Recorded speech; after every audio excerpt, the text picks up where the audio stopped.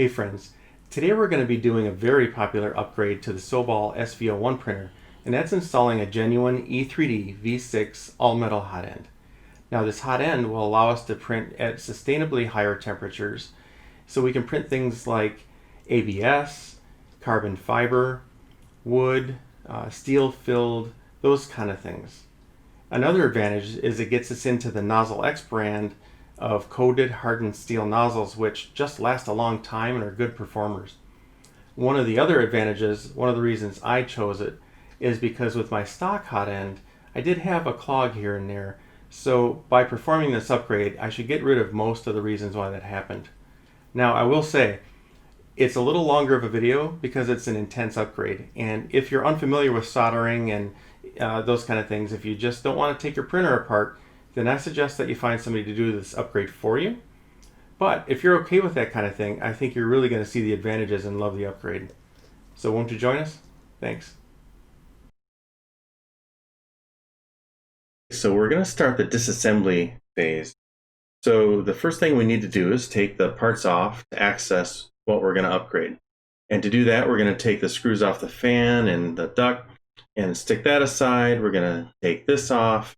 We're going to take apart the extruder, and we have to also take this braided piece with all the wires in it, and we have to remove this. So that'll open it up so that we can get to everything that we need to.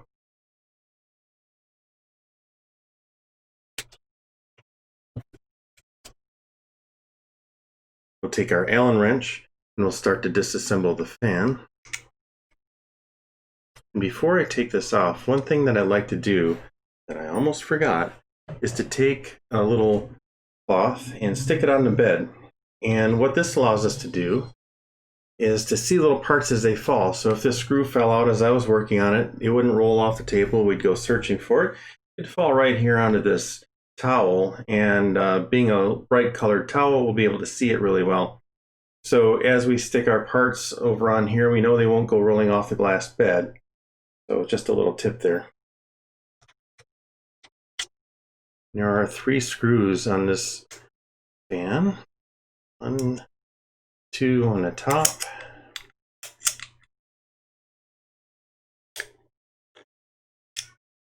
And a 3rd back here.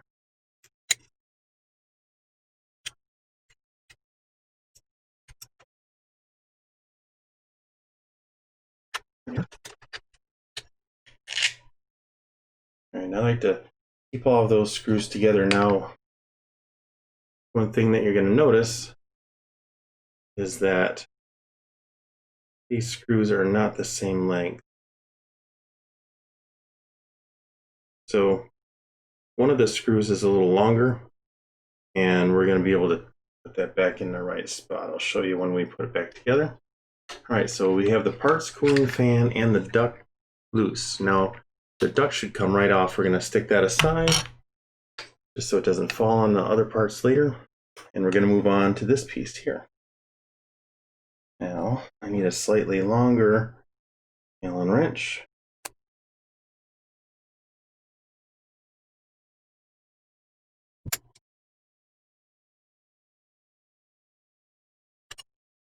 And the last screw for this piece is right here. So we're just going to move this a little bit out of the way. Now, as we take this apart, we should pay a lot of attention to how they've wired this. And what I mean is where they route the wires. Let me take this screw out of here and I'll show you what I mean. Okay, so as we stick this aside, we're going to see here that the parts cooling fan are the blue and yellow wires right here. And we have all the other wires going up inside of this piece, just like that. So you can see that there's a little cutout here where the fan wires were coming out, and everything else was tucked in neatly. Okay, so we want to basically reproduce this same orientation when we put our new parts in so that it fits the same, nice and neat. I'm going to stick this aside just to get it out of the way for a minute. And then what we have here, so this is the parts cooling fan, and this is the heater fan. So what we want to do is we want to take all of these parts and make sure that we take them off carefully. So if you can see, this will rotate a little bit, but this fan is very delicate right here. And if we were to grab it really tight and crush it, it could break the fan blade. Now, the kit does come with another fan, and we can install that if we need to, but let's try to be very delicate as we pull this off. So we're going to hold this in place, and we're going to wiggle back and forth, and here we go. So that's the hot end fan. We'll put that aside, and we have our boot right here. Now this silicone rubber boot we can take off just by pulling on it, and we'll stick that aside. Don't need that anymore. And here we go. Everything else is exposed down here that we need. And now we're going to start working on the extruder. Again, we're going to go back to our Allen wrench and take these parts off. And you'll notice that all these screws are the same size. Same Allen wrench. These are substantially longer screws because they have to go all the way through. You'll see in a minute what that looks like inside. And again, we have 1, 2, and 3 screws here to remove. Now, as we get close to getting this removed, we have to be very careful because the extruder has a spring inside, and we really don't want that to go flying and lose it. And that that spring is right here. So as this cap piece comes off, we have to be very careful that that doesn't fly out of there. I usually try to hold it with my other hand as this becomes loose.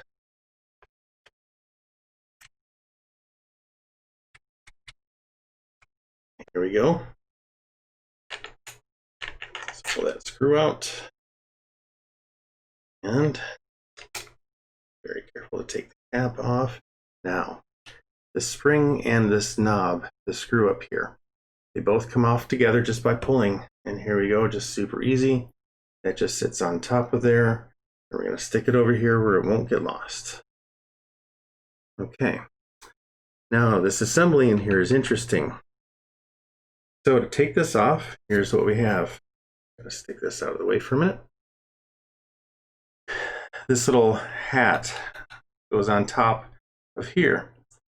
There's a little slot that it goes into. So this piece is actually right here and going up into this part of the assembly. So to take this off, we have to sort of wiggle it, shake it a little bit back and forth gently, and bring this piece with it. So we're going to do that. Gently pull. And that comes off, and this comes separately. So we're going to stick this over here, lay it down so it doesn't fall. All right. So you have to be careful here. There's actually 2 sets of wires. So what we have here, I'm try to separate them so we can see it visually. We have these 2 heavier wires are for the heater, and these 2 thinner wires, these white ones, those are for the thermistor. So eventually we're going to be able to replace all of this back into our new set coming down here.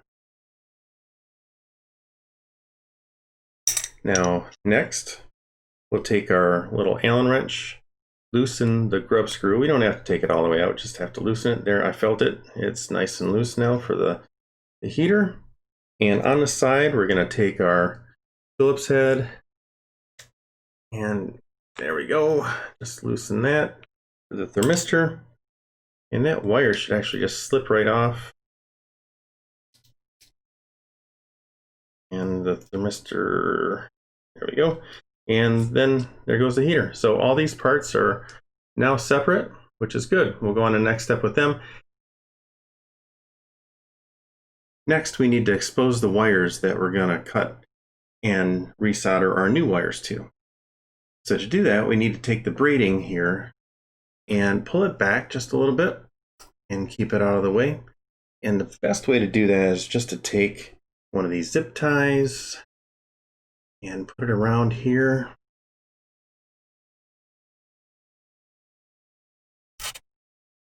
And that should about do it. Don't have to make it super tight, just need to keep that braiding out of the way.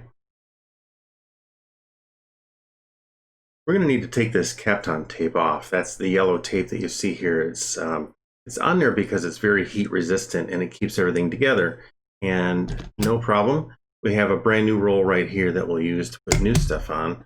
But right now we're just going to cut this out of the way so that we can get to everything inside. And now what we're left with is, we'll fish that through. Again, we have our thermistor wire and our heater core. So we'll focus first on this heater core. So what we're going to do is we're going to take an equal amount of the yellow. We're going to measure it off.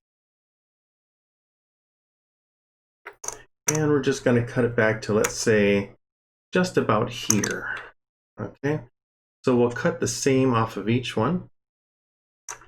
And we'll start with the new.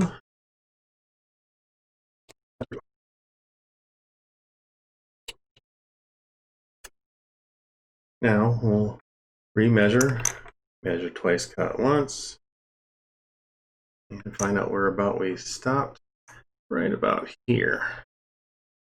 So since I found out my wire cutters were a little old, we're just going to go ahead and use these cutters. And it should make a nice clean cut. Boom. There we go. Okay, so now we've removed the old heater core. We're just going to pull this out to work with it a little bit more. So we do need to strip these wires, the old and the new, and we'll get those ready to join together. It's really helpful to get some solder onto these bare wires before we try to connect them. So I'm going to use these clips here, and I'm going to take my soldering iron and I'm going to first heat up the wire for a few seconds. And then when it's nice and hot, I'm going to apply some solder to it. Let it continue to heat on there. And what that'll do is melt it down on top of that wire and make it nice and silvery for us.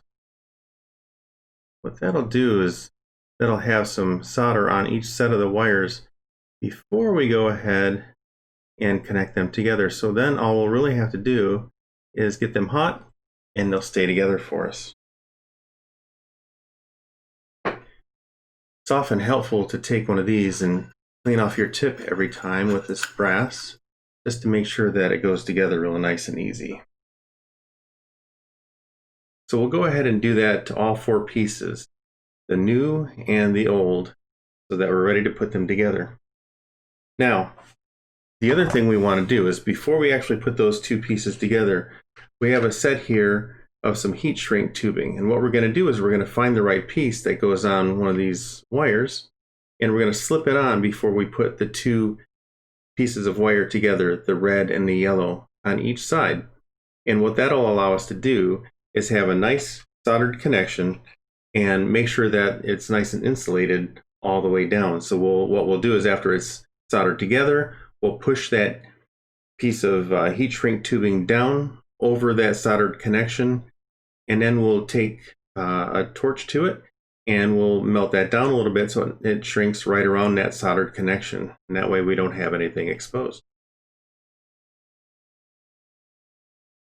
Okay, so we're going to solder these first two wires together. Again, this is the red wire is our old wire for our heater, and the yellow is the new wire for our heater. So we have solder on both of the wire sets, and we're just going to stick the soldering iron up onto these wires, heat them up a little bit.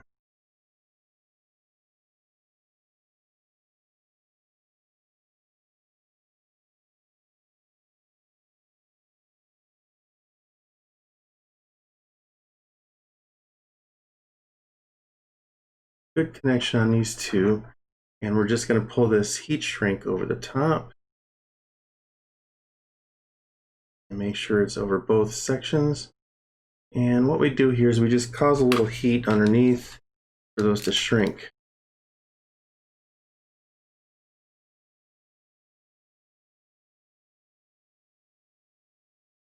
And nice and heat shrunk. Okay, we'll go ahead and do that for these two as well and make sure they're all nice and secure. What we need to do is take our old thermistor wire and our new thermistor wire, and what we're going to do here is we need to take that capsule and put it at the end and sort of measure from there back. So the end here of that capsule and measure back, and right about where it meets the end here, we're going to make a cut. So what we want to do is we want to take this end off of here because we don't have the other end, and plus it would be really bulky inside of everything. So we're just going to cut to the end of this and measure exactly where that would go here, and we'll go ahead and make the cut. We're going to go ahead and cut a little bit off of these so that they're ready to be soldered. We're going to solder the tips of them again, put them in our alligator clips. Do the same with cutting this end here and prep that and put them together, solder them together just like we did for the heater.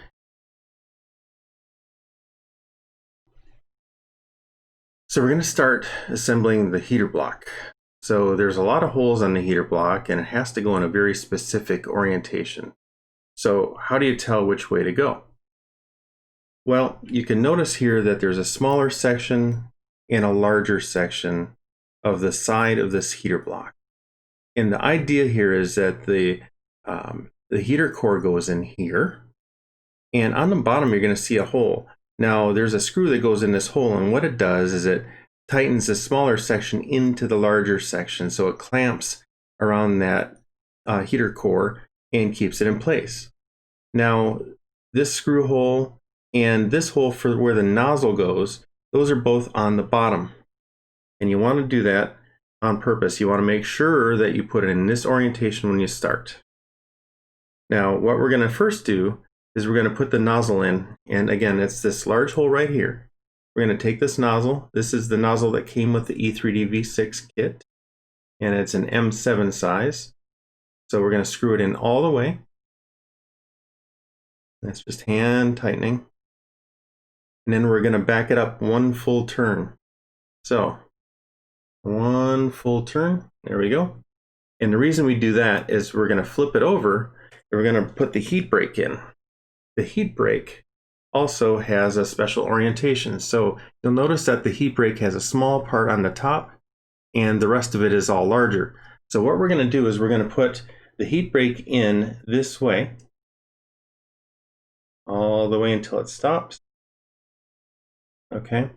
Now you'll notice there's a little bit of a gap, and that's okay. That's what we want.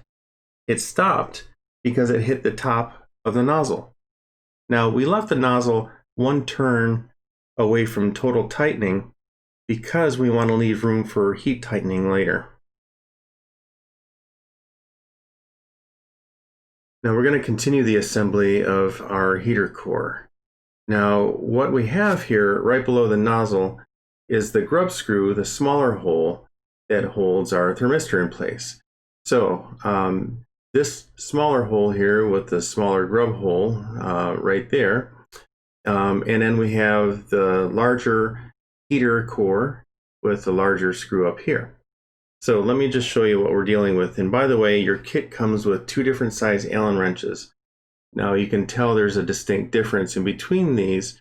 This is the one for the grub screw and this is the one for the larger screw. So this grub screw is a tiny little guy like this. You can probably see it's super tiny. Now on one end of it there's going to be a hole, and our small Allen wrench will fit in that hole. So if I can even see what's going on here, we can fit the Allen wrench into the end there. And you can see that it'll stay on there like this. And that's the easiest way to get this little guy started.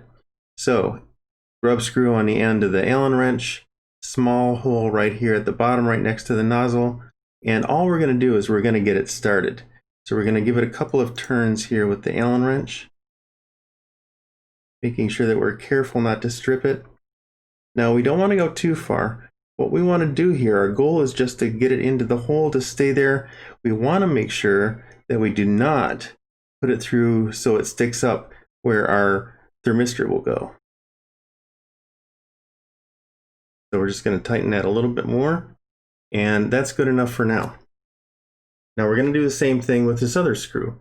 We're going to take this screw and we're just going to give it a start right here. We can push it into place and we can feel it start, and we can tighten it by hand just enough. That's all we're going to do. So we couldn't pull it out. That's all we need. So next what we're going to do is we're going to load up our heater core and our thermistor into the proper holes that they go into in here. We're going to tighten them up with those screws. Okay, the next thing we're going to do is go ahead and put our heater cartridge and our thermistor in place, and we're going to tighten them up. So obviously the big hole is our heater cartridge. We're going to put that in place. Now, what you're going to notice is that it is larger than the hole, and it's okay for it to stick out about equal amounts on each side. So we're going to do that. We're going to hold it in place, and we're going to go to the bottom here, and we're going to tighten that screw. So we're going to take the larger of the two Allen wrenches and tighten that up. Okay. So it's going to get to a certain point where it's a little tight, but we want to just get it a little more tight so it doesn't slide out. And we have to flip our Allen wrench over to get more leverage for that. There we go. Now, again, we need to check each side. You can see that I have a little more here than here, so I'm going to back that up a little. Loosen. Slide it over. And just a little bit more. Yeah, that looks good to me. So now I'm going to tighten it just like that, holding it in place. Okay, now we're going to double check this, because the last thing we ever want to have happen is for this to come out, and it's in there nice and tight. So the proper orientation when we're done is for the nozzle to be in the back and this screw to be in the front, and of course that'll be down here. So what we want to do is we want to have this bend up a little bit to hide inside of our the metal pieces over there, just to make sure that it's in the right orientation and the wires aren't touching. So that's good. Now we're going to do the same thing for our thermistor. We're going to take the thermistor, place it in here, and you'll see it just about goes to the other side and flush, and that's normal. So we're going to hold it in place there. We're going to take our smaller Allen wrench and we're going to tighten that up. Now, we don't want to be as aggressive in tightening this one, because we can actually damage that little cartridge. So we want to be nice and light. We just go a little bit when we can feel it, and just a little turn, just to make sure it doesn't come out. Okay, so that's nice and snug. There we go.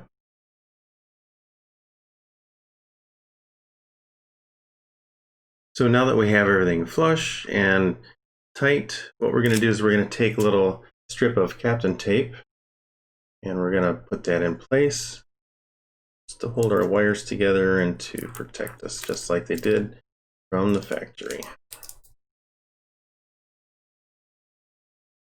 Okay, now that we have the Kapton tape on there, the next thing we need to do is put the heatsink on top of the heat break. Now, before we do that, we need to put some thermal compound on the top of here. Now, I use this because I have it handy and I've used it for other things, but your kit came with this little satchel of heatsink compound. There's no difference. I just find this one a little more convenient, and yes, I had it on hand. So you got to be very careful with this, because you don't need a lot and you don't want a big mess. So all I'm going to do is put a little bit right on top here, just like so. And then I'm going to spread it around.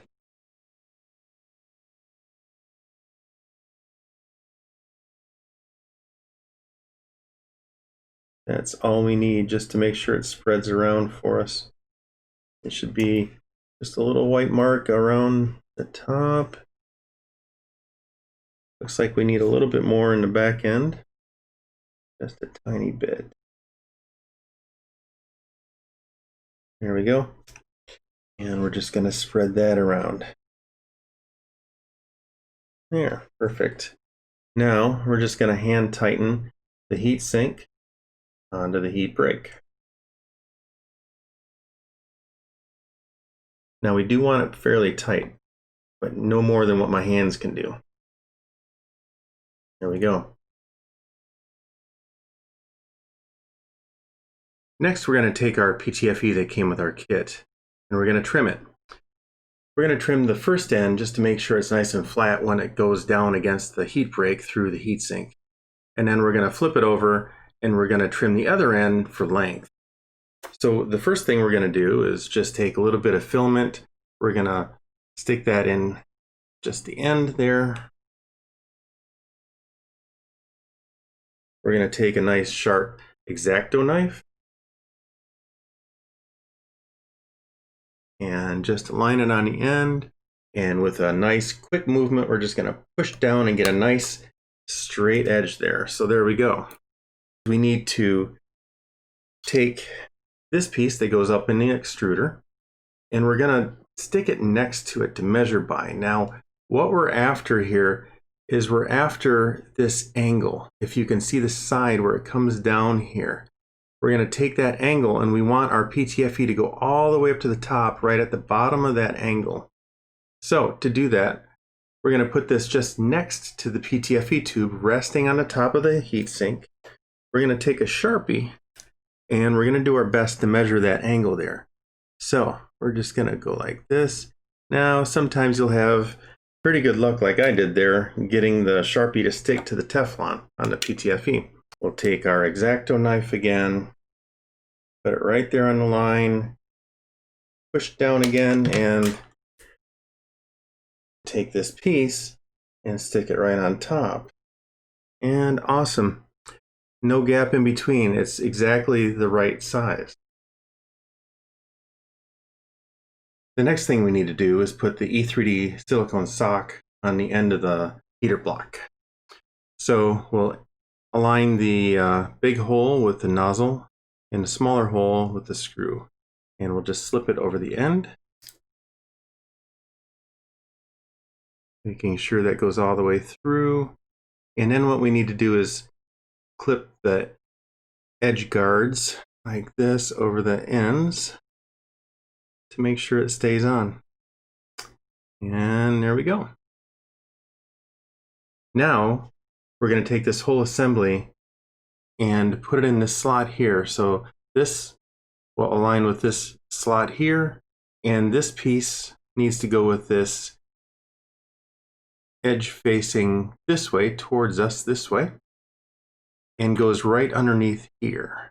We'll align this, turn that around, pull this back, and then gently push it into place. And there we go. That part is in place. And what we want to do is make sure that we align the nozzle towards the back and the screw towards the front as straight as we can get it right now. So push everything back in place. Looks good. The next thing we need to do is reassemble the rest of the extruder assembly. So we need the knob and the spring, and we're going to carefully put the spring over the knob. And I say carefully because we don't want to lose this spring. We don't want it to bounce out at us and go flying. So we're going to carefully put it back in place there and hold it with our finger. There we go. And the next thing that goes on is this cap piece. And you'll see the piece at the top goes in the top left. We're going to place it over there carefully until we hear it click in place. There we go.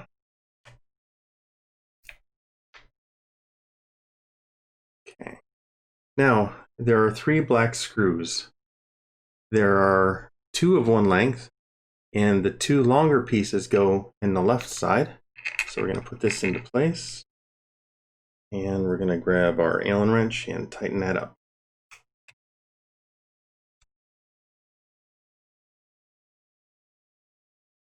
Hand tightening is fine.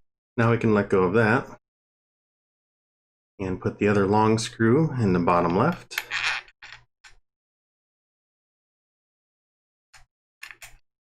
And tighten that. And our third screw, go ahead and put in the bottom right.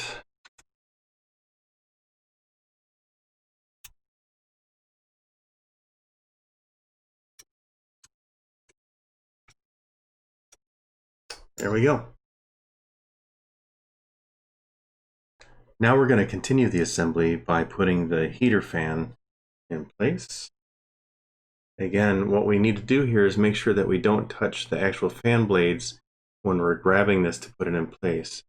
You can see it has the clip here that needs to go around the heatsink, but we have to be very careful. We have to put the motor fan on top, and we don't want this to rest on the heater block, and we don't want to crush the fan blades. So we need to hold it very precisely and hold this in place and gently push, and it should clip right in. There it goes. Now, the next thing we need to do is sort of tuck all these wires so that they'll fit in the right spot for this to come in place and hold it there. So what we're going to do is we're going to hold these wires pretty much in the place where we want them to go, making sure we don't bend things too much, and push him into play. And there's a screw hole right here that we need to hit with this. So we're going to go ahead, push him into play and hold him with our other hand, making sure the wires go into the slot.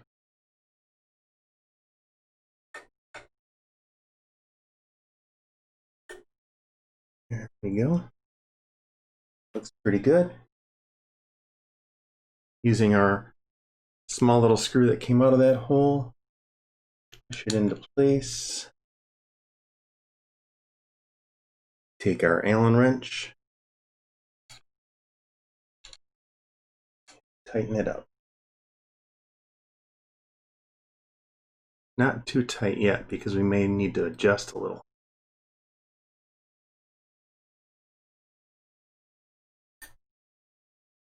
There we go. So now what we need to do is put the two other screws on the other side. So we'll go ahead and grab those. Now, the interesting thing here is the best way to put them into place, because they're in a hard to reach spot, is just load them on the top of this black Allen wrench, because it is a little grippy.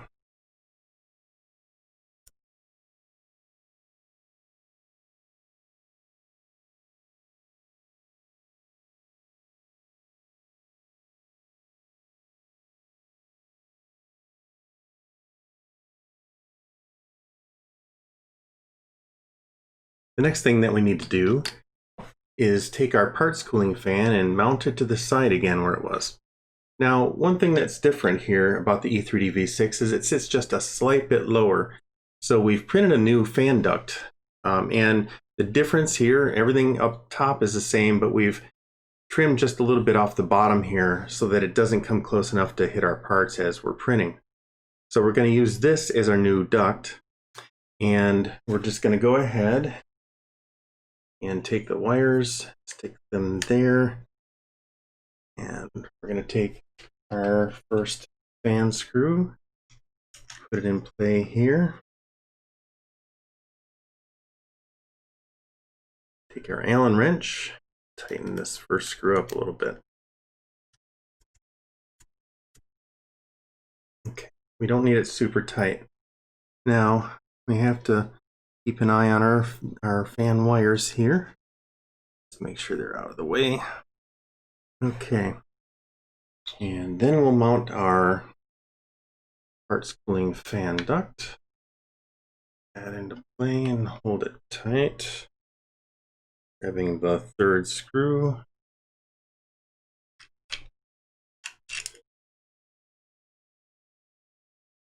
Our Allen wrench again. Now we have to be careful on this last one that we don't crack our printed plastic. We just have to be a little light on the turning. We don't want to over tighten that. We want it to be nice and tight, but we don't want to crack that plastic. There we go, nice and tight. Next, we're going to loosen the braiding by carefully, very carefully, cutting the zip tie that was holding it in place, making sure we don't cut any of those wires, and pulling some of this forward so we can get everything put back into place back down here again. There we go. Next, we're going to tighten this up by putting another zip tie into place through that hole. And we'll bring that around.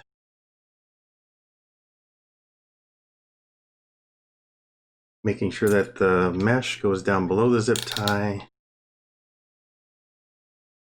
There we go.